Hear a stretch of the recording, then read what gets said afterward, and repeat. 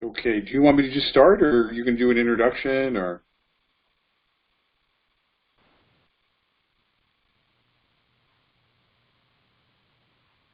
Hello, everybody. My name is Jim Porter, and I am president of StressStop.com. I've been producing programs on teaching people how to manage stress now for, let's see, over 25, almost 30 years. So it's been a while. Today we're going to talk about managing stress, and in particular we're going to talk about using the new web platform that you guys have called My Stress Tools. That's a product that we created, and I'm pretty familiar with it since I was one of the people that helped create it. So for the first, I'd say 40 minutes or so, we're just going to run through a regular program of teaching you how to manage stress. And I'm going to introduce you to a 6-step model that I have for managing stress, kind of on the fly, while it's happening, which is another way of saying, we're going to teach you how to manage stress at work. But, of course, you can also use all the techniques that we teach at home as well. So one of the subtitle for this program is Putting Stress Management First Instead of Last. And I think, there's a professor at Johns Hopkins University named George Everly. He's written some pretty amazing books on stress and resilience, and he said that stress management techniques, they've been studied, they've been researched, and they absolutely work to help you lower your stress, but there's one reason why they stop working, and that's because people stop doing them. And I thought, wow, the only reason people can't manage stress is because they don't keep up with the work of doing the techniques that would help you manage it. So that's why I call this program Putting Stress Management First Instead of Last, because when we get busy, when we need it the most, stress management goes right out the window. You might say to yourself, I'm not going to work out today, I'm just too busy, or I'm not going to meditate, or I'm not going to go to that yoga class because I'm just too busy. So instead of, throwing out stress management when you need it most, I really, one of the goals of this program is to really help you consider the idea of prioritizing stress management above all else. So hopefully we'll help you to realize that fully by the end of the program. So over the course of the next 40 minutes or so, we're going to introduce you to a stress number system based on a scale of 0 to 10. I'm going to share with you some facts and figures about stress. It'll hopefully kind of inspire you to want to manage stress. We're going to introduce you to a concept called counterproductive coping, which is how the average person manages his or her stress. We're going to talk about some obstacles that we're going to have to overcome if we really want to get to what I call the promised land, where we do put stress management first instead of last. And then we're going to introduce you to this 6-step model, which includes steps on cognitive restructuring, which is sort of helping you understand how your thinking affects your experience of stress. And then we're going to introduce you to a step on mindfulness, as well as obviously 4 other steps.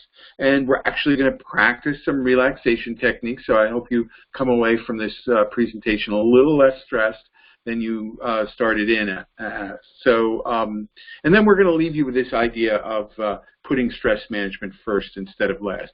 And that's the structure of the 40-minute program. And then what we're really going to end with is a kind of a deep dive into where you're going to find these 6 steps on the site itself that you now have access to. And it's called My Stress Tools, by the way. All right, so we're going to start by talking about the stress number system. It's based on a scale from 0 to 10, 0 being total absence of stress or tension, and 10 being a panic attack. And my goal for everybody, really, as they move forward from this program and using the techniques you learn, or the techniques maybe I should say the tools and resources that you have access to on the new site, is to start each day at a 0 or a 1. And the reason I want you to do that is because stress is cumulative. It's no one straw that breaks the camel's back. It's usually a succession of events that sort of cause us to kind of blow our top for sometimes no good reason. you know, at 3 o'clock in the afternoon when one stressful event followed by another. Each time that happens, cortisol and adrenaline are released into the bloodstream, and it takes about an hour or two for those stress chemicals to clear. So if you have one stressful event that happens at 10 o'clock and then another one at 10:15 and then another one at 10:45, your stress number is going to go up cumulatively. So that, let's say you start the day because you got stuck in traffic at a 3, and then, you know, your boss criticizes you because you're late, and now you're at a 4 or 5. And I want you to have some techniques in place that when you feel your stress number going up over a 6 or a 7, you'll have some techniques that you can lower it back down. Now, this is a totally subjective system. So 0 is how you'd feel maybe after you had a long a massage, or for me it's usually a really vigorous workout. And 10, as I said before, is a panic attack. So nobody's got a panic attack going on right now, because you wouldn't be sitting here listening. Most people think that feels like a heart attack. And 0, a lot of people think they're at a 0 when they're really at a 2 or a 3. So mostly we spend our day, you know, somewhere between I'd say a 2 and a 6 or a 7 on a really high stress day. I don't think many people get up into the 8, 9, and 10 area unless they're really anxious and really about to have a panic attack. So what I want you to do is think of where you are right now, and I want you to sort of put that number and just keep it in the back of your mind. And remember that the more you monitor your stress in this way, it takes a week or two to kind of calibrate this method, because, you know, you kind of have to do it and you'll say, oh, you know, I thought I was at a 0 when I woke up, but then when I meditated for half an hour, I was really much more relaxed. So you'll start to see kind of what the spectrum of your number system is, and that's really important to do. So here's some facts and figures about stress. 62% of Americans rate their jobs as highly stressful. 1 million Americans are absent from work every day due to stress. And workplace stress is as bad for the heart as smoking, high cholesterol. And this last figure comes to us from the American Institute of Stress. That's AIS. The second one is from the American Psychological Association.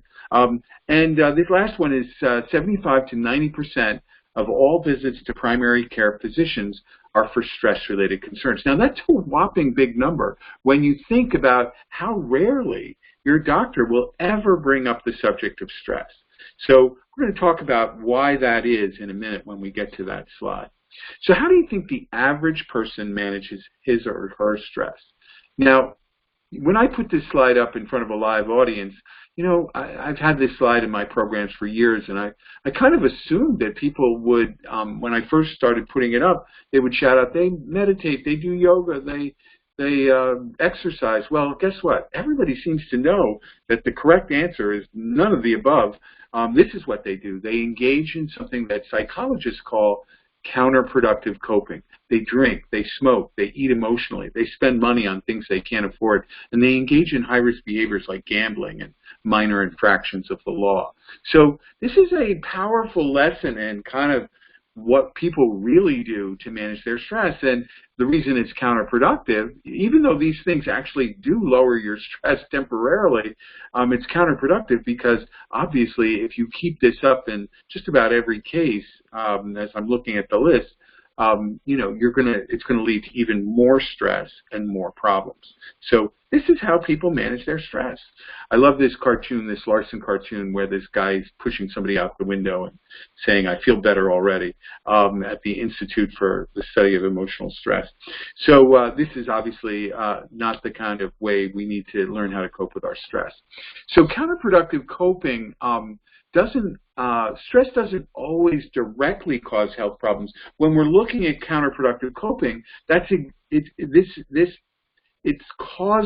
stress causes the unhealthy lifestyle choices that lead to health problems. So stress is, as Leslie Hammer likes to say, she's an occupational health psychologist, stress is the cause of the causes. So as our stress goes up, so does our counterproductive coping, and that's why we get less sleep, and that's why we smoke more, and get less exercise, or feel like we don't have time to exercise, and why we eat more junk food, or feel like we don't have time to make a proper meal. And that gets back to that whole notion of putting stress management last. This is what we typically do. So as I said in the opening, we're going to have some obstacles that we have to overcome. And one of them is if we want to get to the promised land, I kind of love calling it the promised land, or the future of stress management, where we actually do put it first, is and so these are things that we really have to, deal with, get around, or get over. And the number one thing is that our culture seems to like to be busy all the time. And it's like I'm crazy busy, and they're proud of the fact that they're got no, I'm slammed. It's like this is a good kind of normal. The new normal is stressed, and I think we've got to make another new normal. It's not stressed. And then, of course, we got a mindset against managing stress. I think if you talk about meditation, I think most people think that is akin to laziness, to sit around for an hour with or 20 minutes with your eyes closed and repeating something silently to yourself. And then finally, doctors receive little or no training in medical school around stress-related disease. It's just not taught in medical schools, and they certainly know nothing about stress management. I mean, the grueling, education that a doctor has to go through before they become a full-fledged doctor is really it's just not right. The hours that they put in, the 24-hour day schedules, it's crazy. So they don't know how to manage stress, and basically they don't want to talk about it because it's just too complicated, and they don't have the time to really diagnose your stress, so they're certainly not going to bring it up in the 7 minutes that they have on average to meet with you. Now, I want you to think about, what do doctors do all day if they're not talking to you about their stress?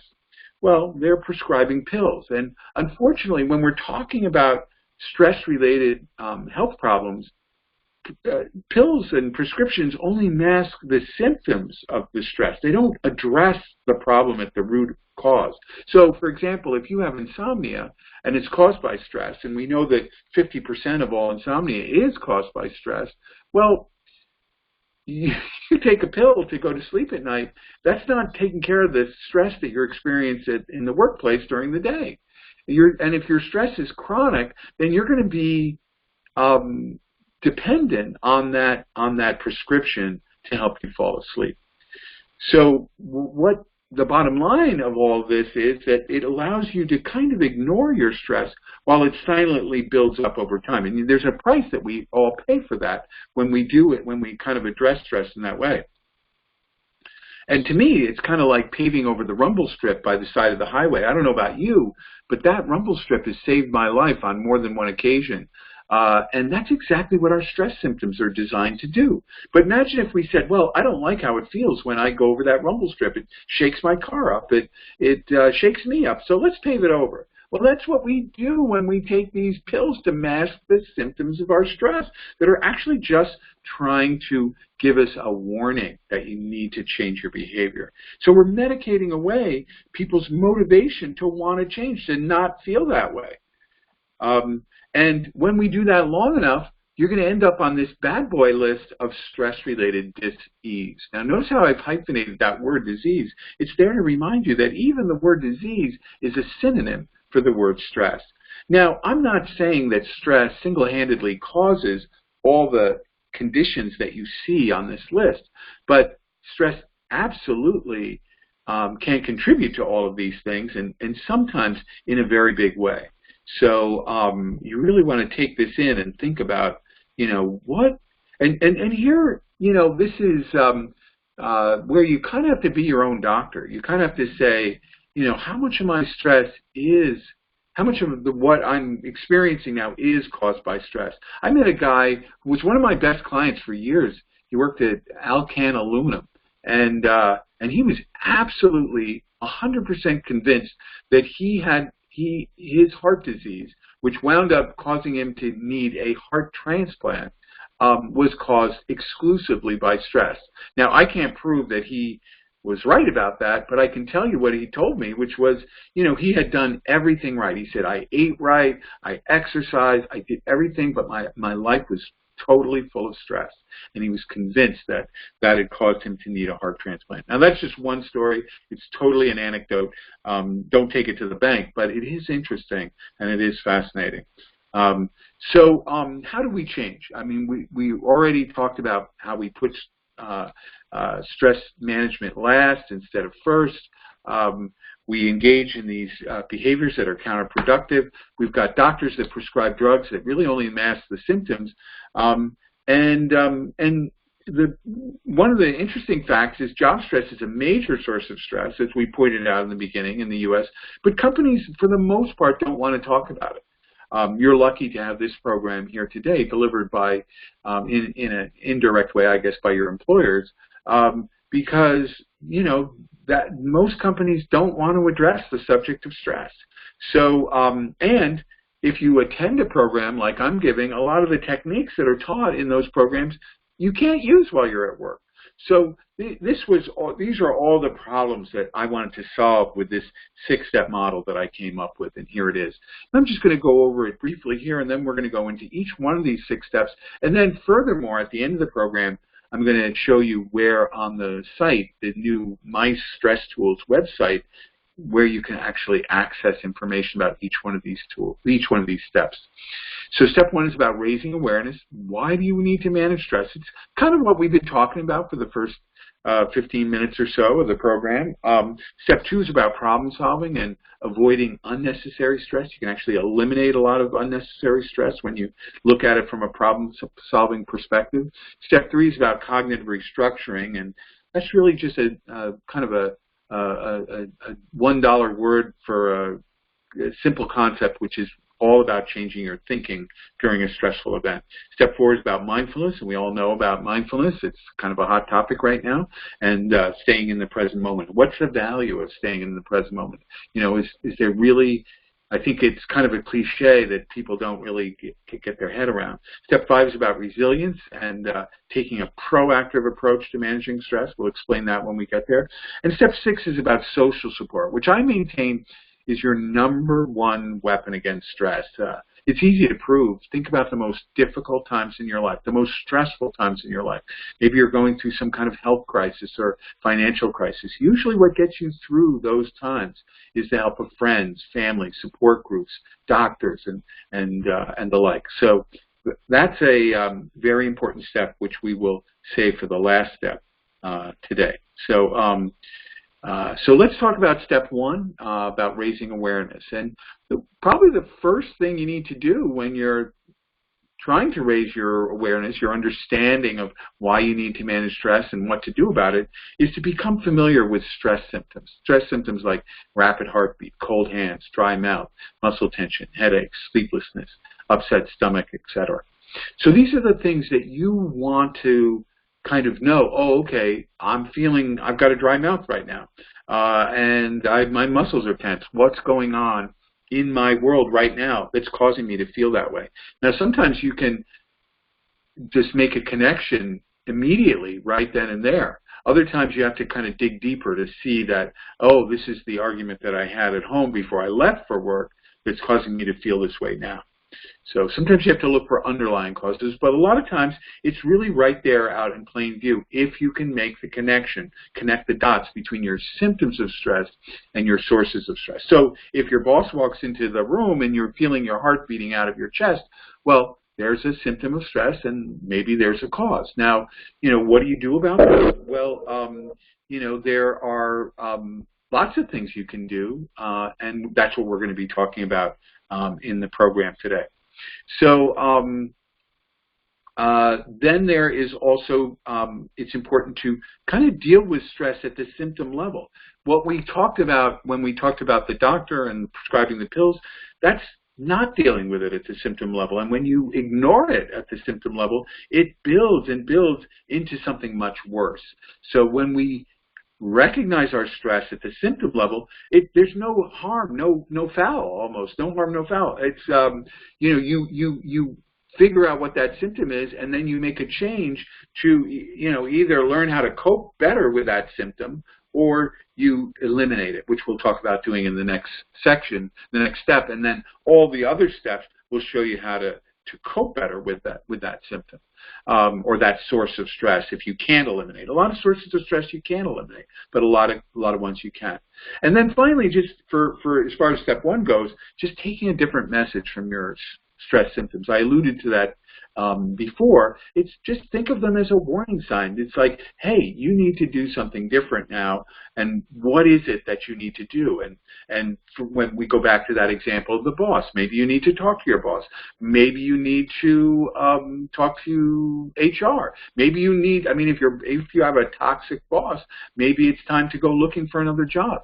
That's the warning sign, and those are the things you need to do. Or you need to learn how to handle stress better. If you sort of think, you know, I was bothered by my last boss, and you know what? Now come to think of it, I was bothered by the boss I had before that. So then maybe that's in your court to kind of make the change to learn how to cope better. And we'll show you how to do that as well in today's program. And the last option I always put out there is, you know, maybe you need to talk to your coworker who isn't bothered at all by your boss. Like, what's his or her secret? So there's some raising awareness ideas for you. Step two is about problem solving or eliminating unnecessary stress. And this is a pretty cool step as far as I'm concerned, because a lot of the stress management material that you see out there is all about you know, there's this sort of line that you can't eliminate stress, you can only manage it. Well, that's just not true. A lot of stress can be eliminated if you take the time to figure out where your stress is coming from. And one really super easy way to do that is to just sit down today. I almost would like to make this an assignment for all of you listening to me today. To, you know, at the end of the day or whenever you have 15 minutes, just write down your top 10 sources of stress. Just sit down with a pad and a pen and just think of anything that causes you stress on, let's say, you know, a weekly basis, or more. And when you write down that list, just by committing those thoughts to paper, you're going to be kind of 50% of the way there to solving them. So give that a try. Another thing I always tell people, recommend, is to keep a log or a journal of your stress for a week, preferably 2, where you just make a little notation of all the things that bother you. Now, you can do this right in the web portal. I'll talk about that later. But right in the web portal, and on your phone, you can be jotting down little things that bug you. So we'll talk about that in a minute. So as I said before, and I know I want to make one more point on the journaling piece, is that, you know, when I first did this many years ago, at the end of 2 weeks, I never looked at it. I just kept the notes and would write when it was, where it was, and all this can be done pretty much automatically in your phone when you log on to My Stress Tools in the journaling feature. But when I did this, I just kept a spiral notebook in my back pocket, and I just would write down what happened, and a little notation about, you know, kind of what went on. And then at the end of 2 weeks, I noticed that I'd experienced stress at the bank, the grocery store, and the DMV. Plus, I noticed certain times of day that were typically stressful, or I noticed a particular person popping up more than once. So there were some real eye-opening things, but that story about the bank, the grocery store, and the DMV really came to my attention because I noticed that I was doing the same thing in all 3 places. You want to guess what that was? I know you can't shout it out right now, but what it was waiting in line. So here's what the journal or the log can teach you. It wasn't the DMV that was stressing me out, or the bank. And I'd always notice, like, why do I always get so stressed out at the bank? Well, I was banking on Friday when it was at lunchtime, when it's the busiest time of the week. So, you know, I just switched to the time that I bank, and now I don't even have to go to the bank. There's so much you can do online.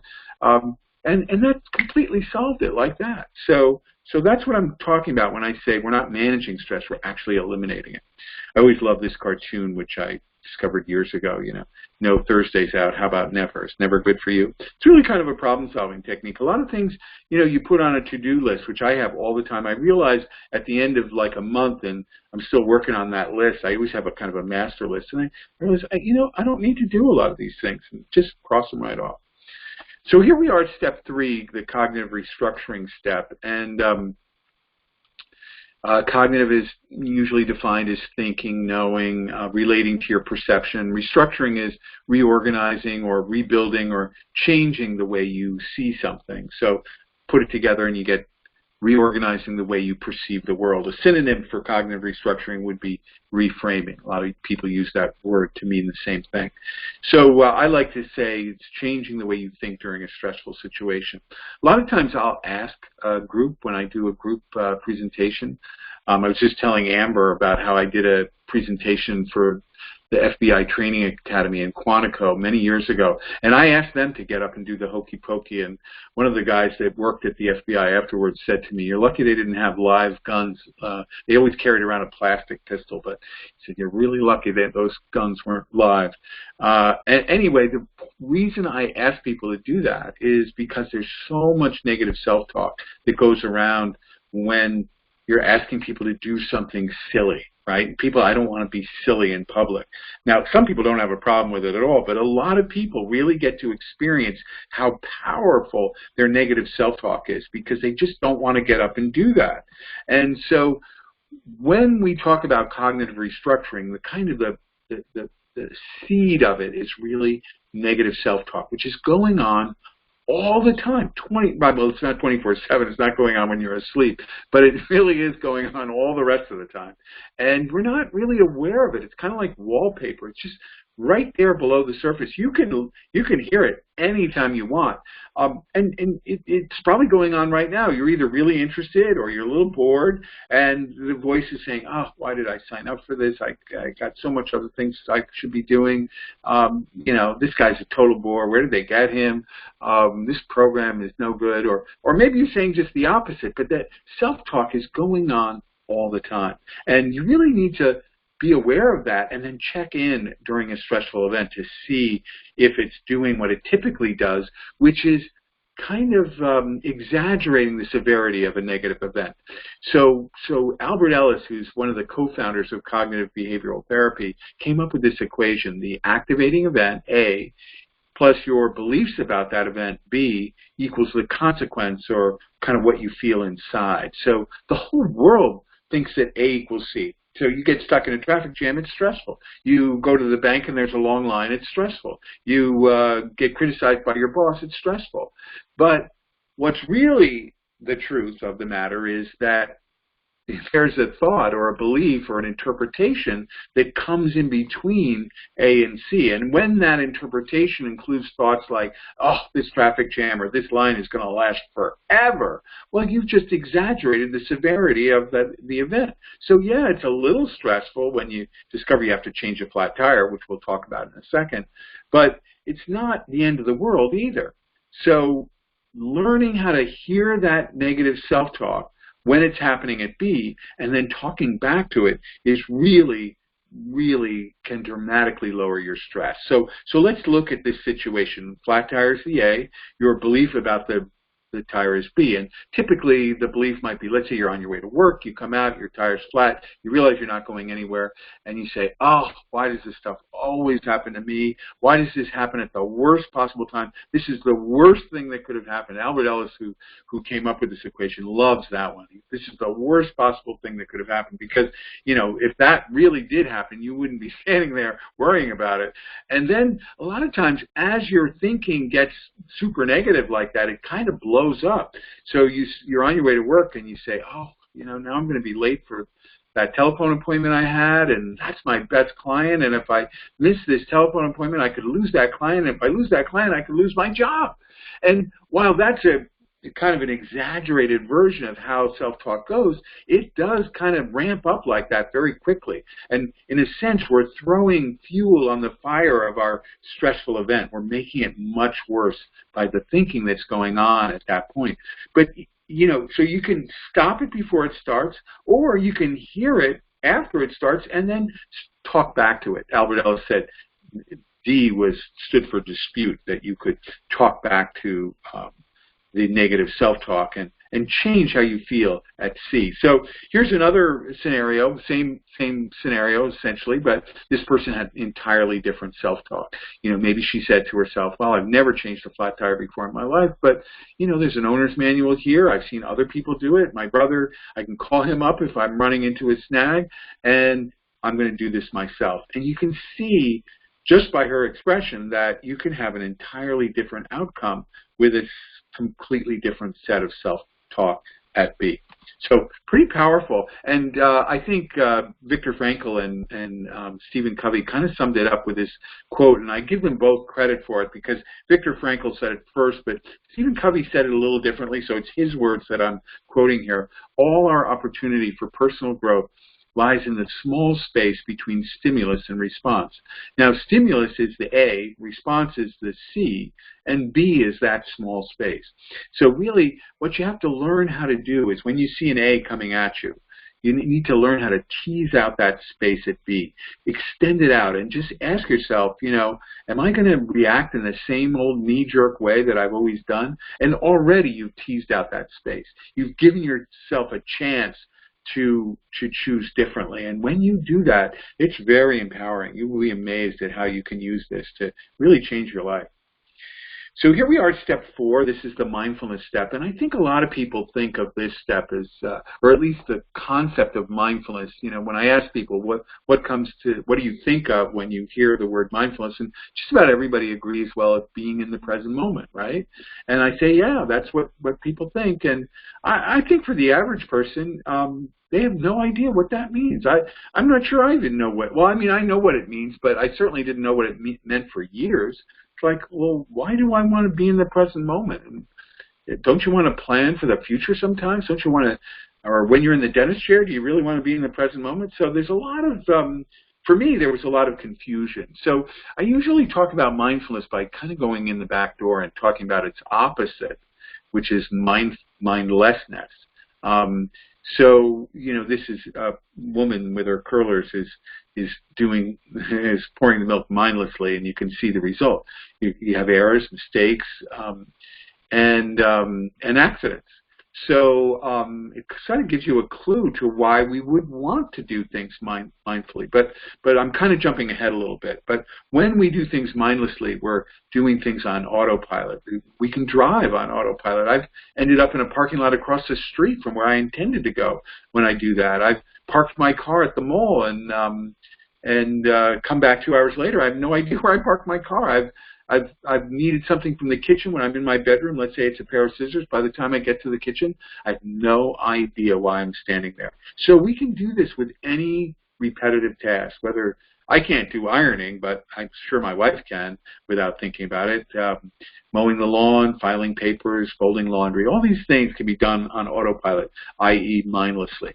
Now, when I first encountered mindfulness, I completely rejected it because I couldn't understand why you would want to.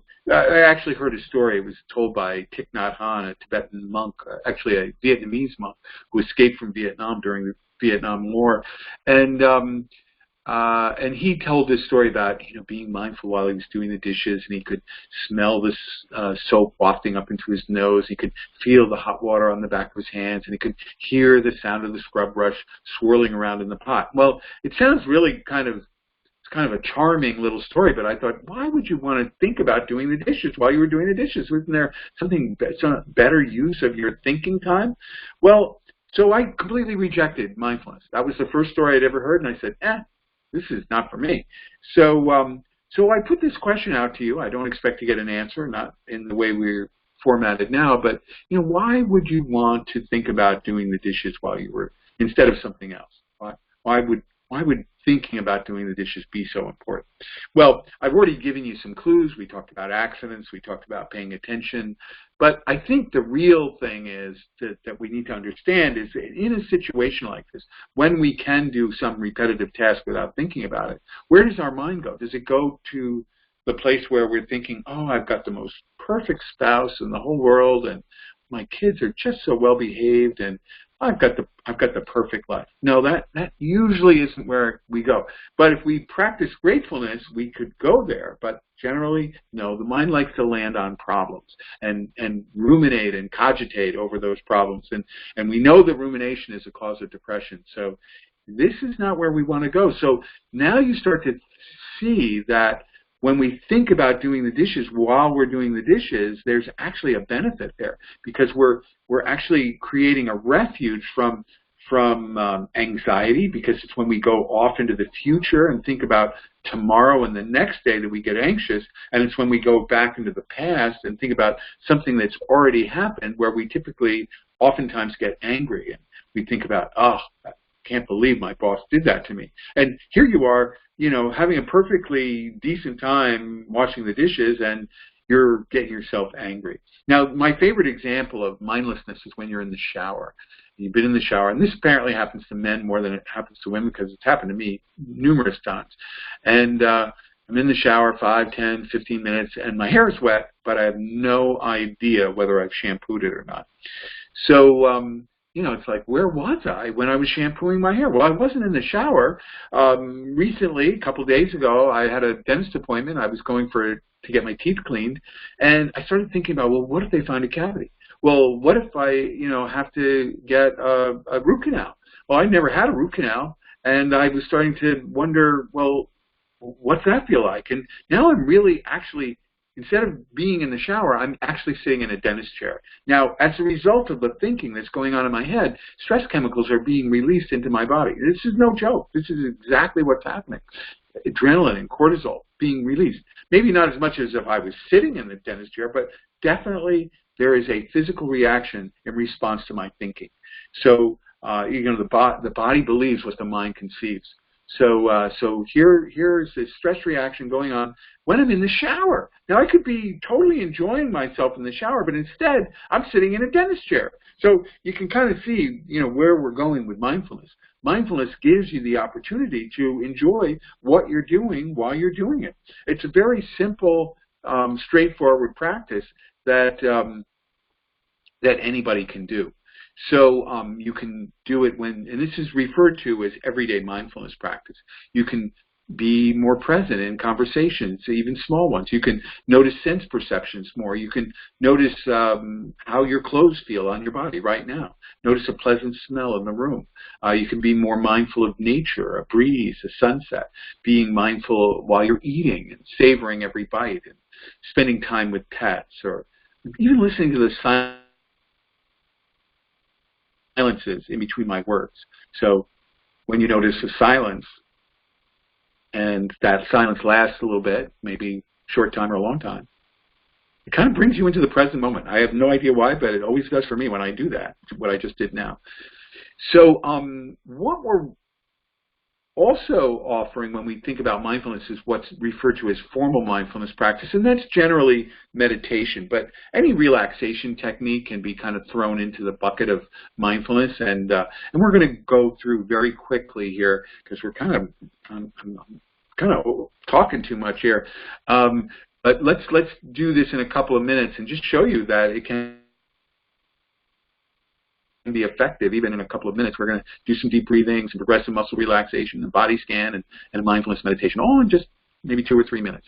So, and when we do this, we'll be self-regulating your nervous system. And my proof for this is I want you to think of that number, that stress number that you thought about earlier. I said that to file it away. So I want you to think about, well, what's your stress number now? What was it then? Maybe it's gone down a little bit, because sometimes just listening to somebody intently is a mindfulness experience. So you may have lowered your stress already. Your number may be lower. And I'm hoping that we might be able to lower it 1 notch. Normally I need about 5 or 6 minutes to do this, and we really just don't quite have that time. But I do want you to understand about deep breathing, and that's really simple. So wherever you are, I want you to kind of sit up in your chair, put your feet flat on the floor, and put your hand on your belly. So when you do deep breathing, basically you'll notice, mostly we do shallow breathing where we're just breathing into our chest. But when we bring air all the way down to the lower lobes of the lungs, we get a full exchange of air. Oxygen is like brain food. So it really is helpful for helping us relax. So take a deep breath in through your nose.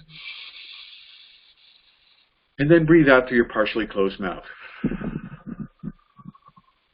Feeling the hand rise on the in-breath and fall on the out-breath. Feeling the hand rise on the in-breath and falling on the out-breath.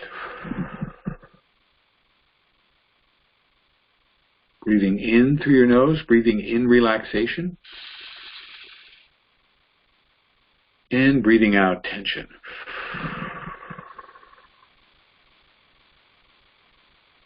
So now we're going to do a little progressive muscle relaxation exercise.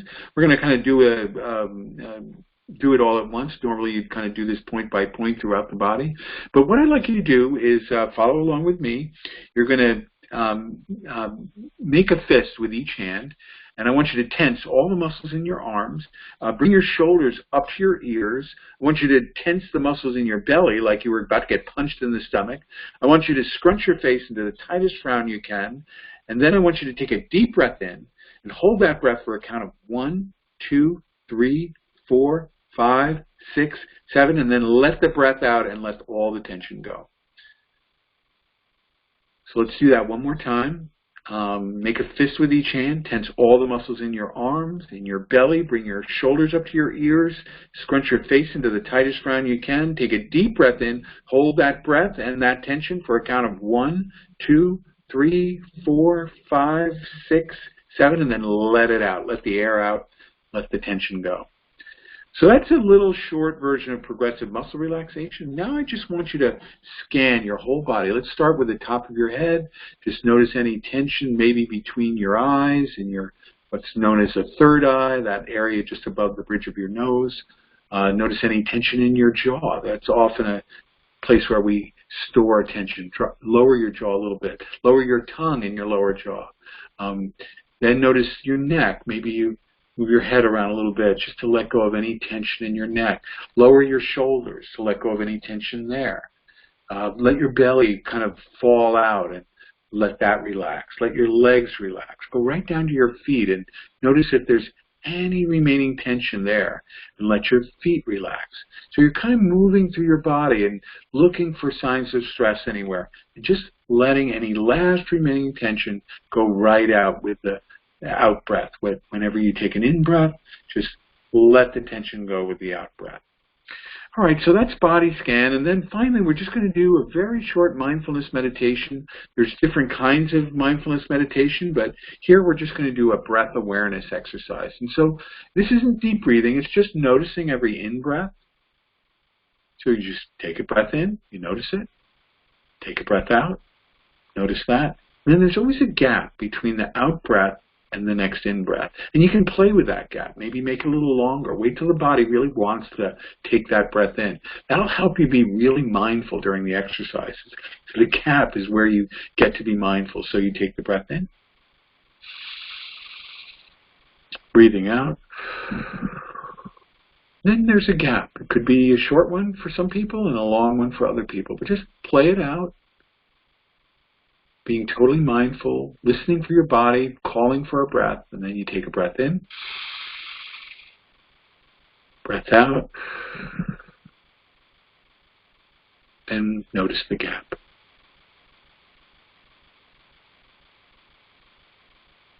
Breath in, breath out,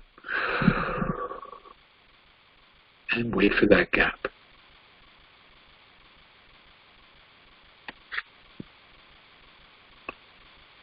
So whenever you're ready, open your eyes. I should have told you to close your eyes, but if you didn't, that's fine. You can meditate, by the way, with your eyes open. That's the way all Tibetan monks meditate, with their kind of eyes half closed, staring down at the floor. You can meditate with your eyes closed, whatever you like. So anyway, time to kind of think about that stress number again. So did we manage to lower the stress number? Because we just did that. I think it was maybe 3-4 minutes. And if your number went down, you self-regulated your nervous system. You did something that Western science would have said 50 years ago was impossible. It's called the autonomic nervous system because scientists thought at the time that you couldn't control it. You couldn't lower your heart rate or your breathing rate or your blood pressure. And all those things now we know that you can self-regulate. So pretty powerful stuff when you do these things in the way that we just did it. So that's step 4 with a kind of a deep dive into mindfulness. Now we're going to talk about the step 5, which is resilience. And for me, it's all about taking a proactive approach rather than a reactive approach, because what we're talking about here are all the things that we've been teaching people how to do for, decades: exercise, yoga, meditation, the relaxation techniques we did just now. But what makes it proactive is when you make this a part of your daily routine, no different than taking a shower or brushing your teeth. Think about how you feel if you miss taking a shower or brushing your teeth. You don't feel right. That's how I feel if I don't get my resilience routine in. For me, it's an hour at the gym. I do a little bit of weightlifting, I do a little bit of exercise, and I do a little bit of yoga. And you know what? This morning, I was practicing this program because I said, I better time it out and make sure I can do it all in an hour.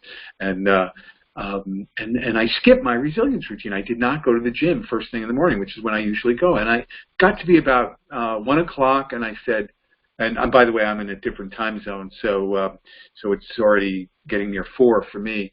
And I said, I got to go to the gym. I've got to go. I'm not going to do this presentation if I don't have that feeling inside that I just love of just having exercised my body, stretched out my muscles. It really makes a huge difference. So that's the resilience step. Step 6 is about social support, and I maintain that you can that this is your number 1 weapon against stress. And social support is cool in that you can benefit whether you're giving it or getting it. And so it's really important to give it when you're in a position to do so.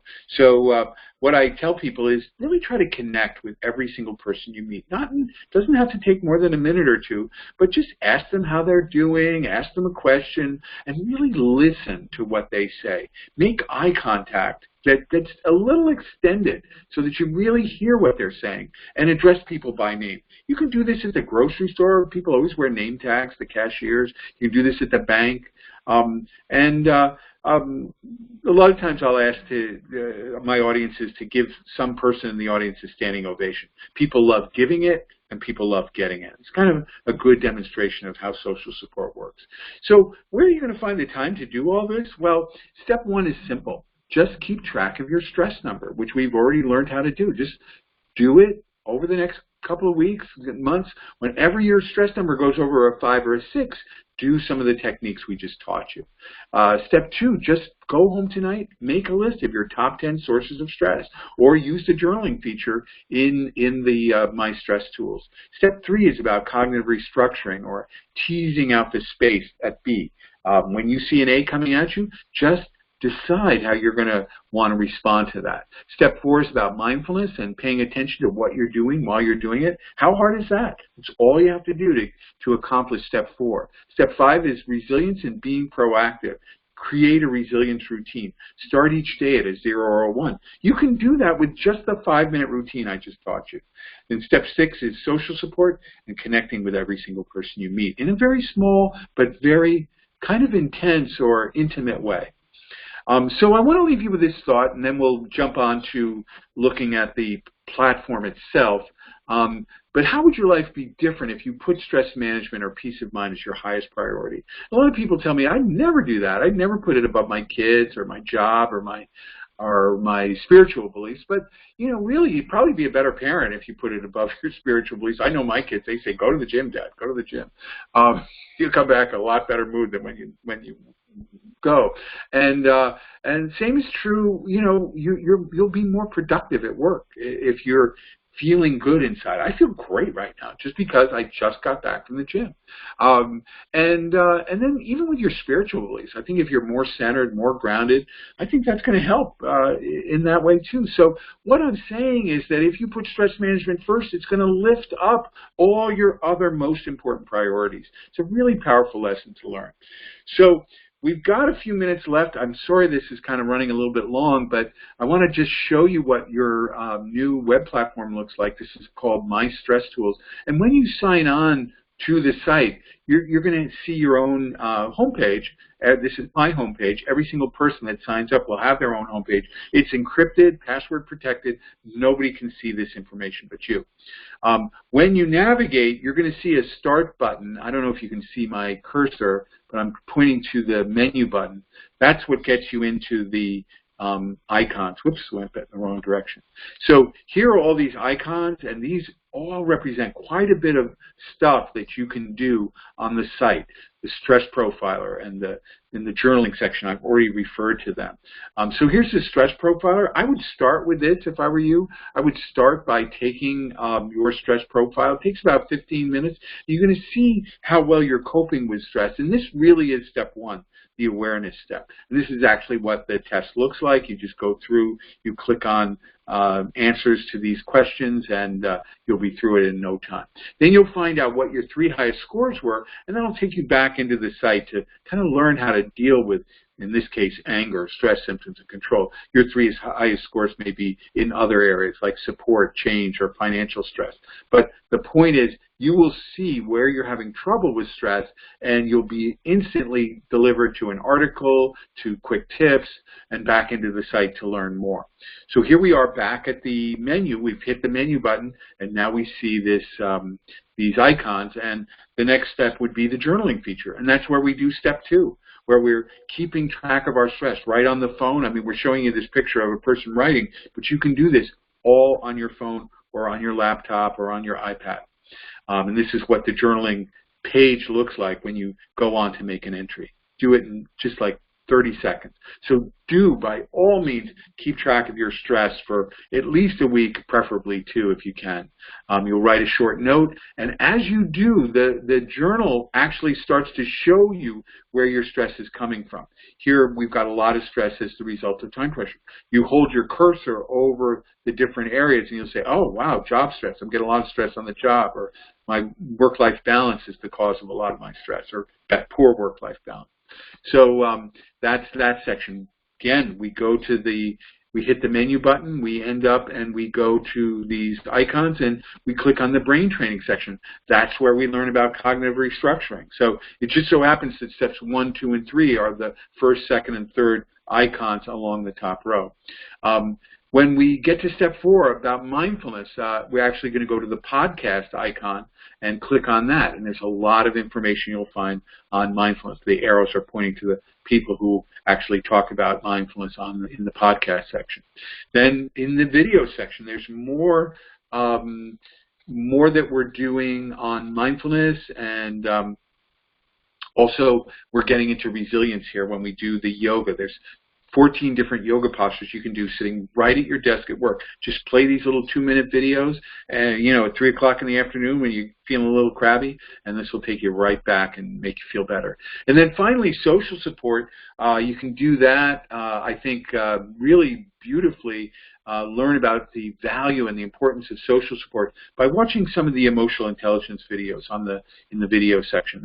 Those are really great. They're with Dan Goleman. He wrote the books on emotional intelligence, and they're really fantastic. So that's my whole program. This is my contact information, and hopefully we got a couple of minutes to answer a few questions if anybody has them. And we do love to hear from you. Happy to talk to anybody who wants to contact us, call us, email me with questions. But if you have any questions now, I'd love to hear them.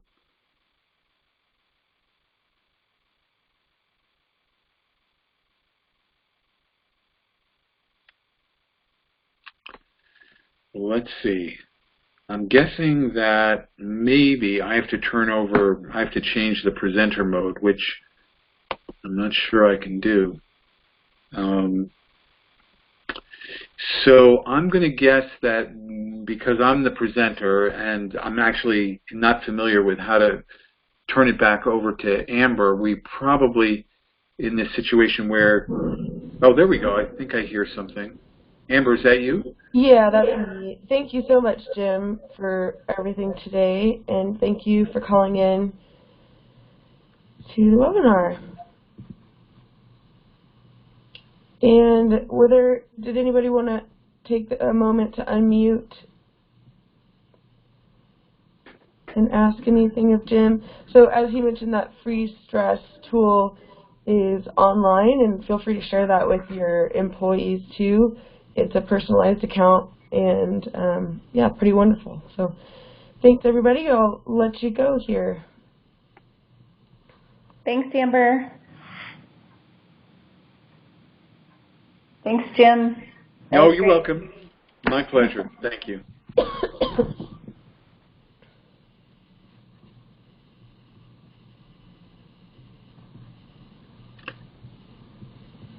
So, Amber, are you still there? I am, yes. So, did you turn the recording off?